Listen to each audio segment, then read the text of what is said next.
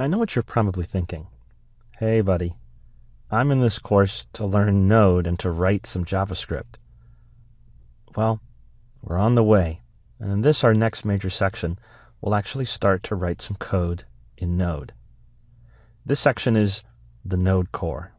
For our first lecture, we'll have a conceptual aside. And in this aside, we'll talk for a moment about servers and clients. We've already said several times that Node.js is a server technology. It's designed to be able to use JavaScript to write server code. So what do we mean by that? By server and client? Well, at its most basic, a server is a computer that is performing services. It's just a computer, and it's performing jobs that are requested of it. The client asks for those services, and the client may also do some work, but the server does the heavier, deeper amount of work. So the client makes a request for a service, for some work to be performed, and the server responds with perhaps verification that the work has been performed, or error messages, or data, or other things.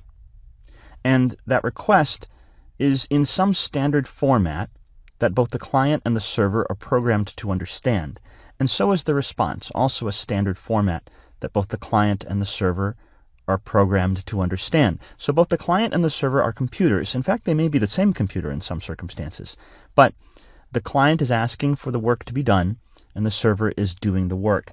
This is called the client-server model of computing. Now, this standard model of request and response in a standard format between client and server exists in one of the most popular means of using this model, that is the internet. So we are used to talking about a web server, that is a computer connected to the internet that is accepting requests for work or data and is then providing responses. The usual client is the internet browser, like Google Chrome or Internet Explorer, Firefox, or Safari. And they communicate with a request and a response for that work to be done for those services.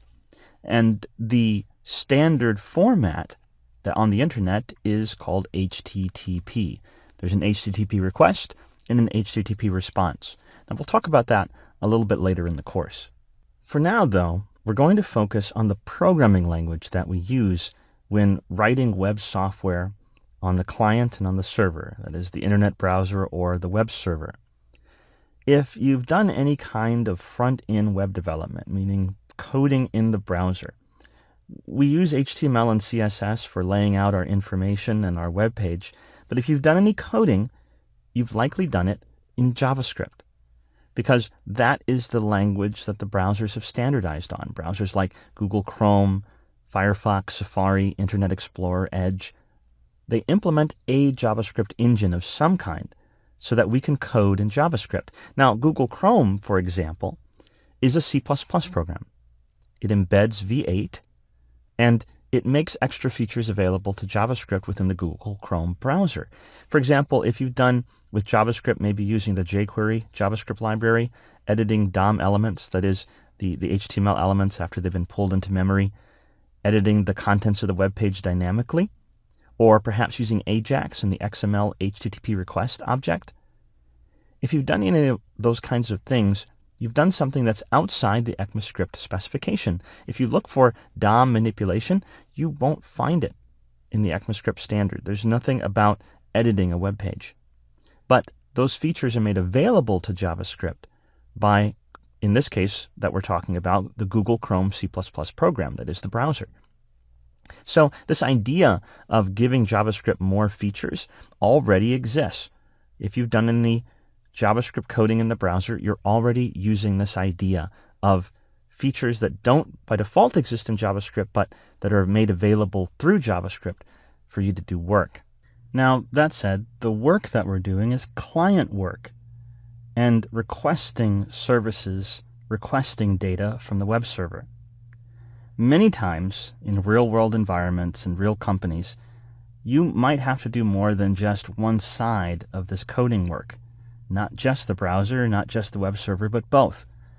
So you may have been using PHP or C# if you were using ASP.NET, or Ruby if you're using Ruby on Rails, or other programming languages that are used within particular web server technologies.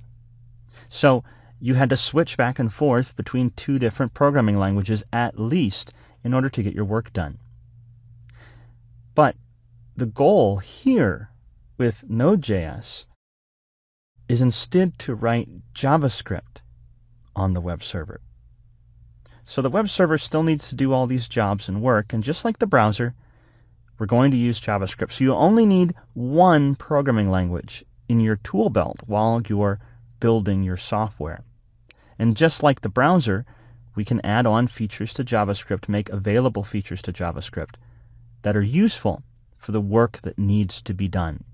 For the browser, things like manipulating the DOM, manipulating the elements that appear on the web page, for example. On the web server, there's other things that need doing. Now, this isn't the only reason why Node.js exists, to write server code in JavaScript, but it is a really great benefit that you can actually share libraries of code between the browser and the web server, and that you and any others that work on whatever project you're working on only need to worry about one programming language the entire time that you're writing code. All right, so this is clients and servers. Let's talk more specifically about Node.js.